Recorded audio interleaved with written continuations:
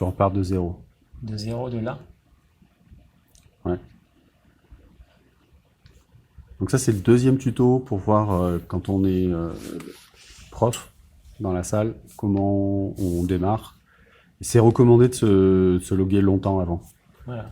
Genre un quart d'heure avant le début du cours. Donc je récupère sur le site du CNED le lien modérateur, mais le conseil c'est toujours le même, c'est de l'avoir ailleurs pour pas se reconnecter à chaque fois. On ouvre une nouvelle fenêtre, on colle cette adresse de la classe virtuelle modérateur et ça se connecte si tout va bien. On nous demande rapidement des autorisations d'utiliser le micro, j'autorise. D'utiliser la webcam, j'autorise. Si on ne fait pas ça, les élèves ne pourront pas nous entendre ou nous voir si on souhaite leur donner la possibilité. Alors, donc ça c'est l'interface Côté prof. côté prof de Chez vous, départ. à la maison, vous prenez soin de vous et vous avez même le droit de, je sais pas, de vous faire un petit cupcake. Et puis là, l'élève est chez lui. Donc là, hop, un peu plus loin, l'élève est chez lui. Il a utilisé un lien le lien que le prof lui a distribué sur le cahier de texte, et donc du coup avec le rendez-vous horaire, et donc l'élève, une fois qu'il est connecté, il a donné son nom, son prénom et sa classe, et il apparaît ici dans la liste. Donc là il y a un élève dans la salle, c'est un bon taux d'encadrement, quoi. Voilà. Alors côté prof, donc l'interface au départ, il n'y a rien, même à droite. Si on veut faire afficher le panneau sur la droite, il faut cliquer sur la petite icône violette, les doubles flèches en bas à droite de l'écran. On a un menu composé de 4 d'onglets ou sous-menus qui apparaissent. On va vous les détailler. On commence par ça. Allez, donc la première chose sur laquelle on tombe, c'est le chat. Et le chat est fermé par défaut pour les élèves. On pourra leur donner les droits d'accès après. C'est...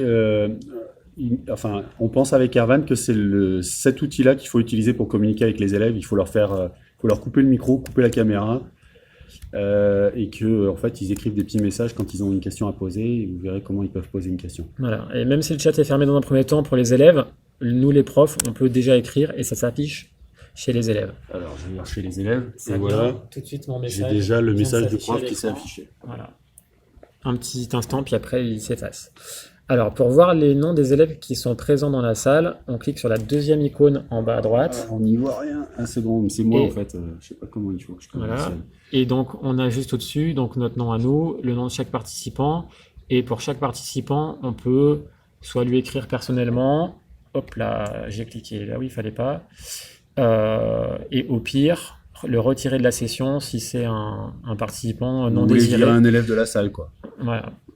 Parce que la salle, elle est unique, donc même des élèves d'autres sessions ou d'autres classes peuvent S'ils ne se venir. connectent pas à la bonne heure, normalement Voilà. il faut vraiment fonctionner par rendez-vous, et on pense en suivant un peu l'emploi du temps.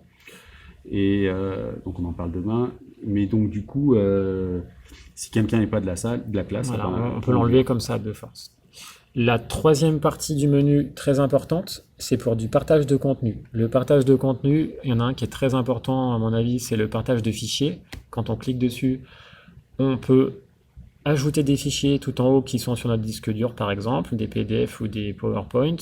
Et quand on les a chargés à l'avance, on les retrouve. Là, j'ai ouvert une session, je retrouve les documents que j'avais chargés les dernières fois. Donc si je veux, par exemple, le troisième document à afficher, donc je clique dessus d'abord, puis tout en bas, du menu, un peu plus bas, Pierre, Ah, pardon. il faut... Pardon. Attends, c'est où? il Ah faut- oui, partager voilà, maintenant. partager en dessous, ça s'affiche pas tout de suite. Là, ce qui s'affiche, c'est un aperçu pour moi, pour le prof, et il faut que je clique sur la première page ou la deuxième page. Là, je viens de cliquer à l'instant sur la première page, Et tout de hop, suite, chez l'élève, magie, Magix, hop, c'est apparu. ça s'affiche. Voilà. Donc, il y a la page en entier, c'est tout petit. Peut-être qu'on a besoin de zoomer pour y voir plus clair. Donc, il y a en haut à gauche des petites icônes Ah, avec ça va pas, attends, fais- voilà, des petites icônes. Alors, le menu, il Quelques apparaissait outils pas au début. pour, Hein. On clique dessus et il y a un zoom plus pour zoomer. Attention, quand moi Ça je zoome. zoome, ça zoome que chez moi, ça zoome pas chez les élèves. Donc les élèves doivent faire la même chose chez eux. S'ils n'y voient pas grand chose sur l'image, il faut qu'ils zooment. Ce document, donc c'est le document qu'on charge, on peut écrire dessus. tout en haut, il y a par exemple une icône texte et on peut taper du texte où on veut. C'est bizarre, notre souris est en forme de main, mais ça n'empêche pas qu'on peut écrire quand même. Si on clique quelque part et qu'on écrit du texte, on peut choisir notre couleur aussi. Alors, quand on l'écrit en direct, ça ne s'affiche pas, mais dès que vous faites entrer tout de suite sur le... Et ça s'affiche chez l'élève aussi. Là, du coup. des élèves, ça s'affiche aussi.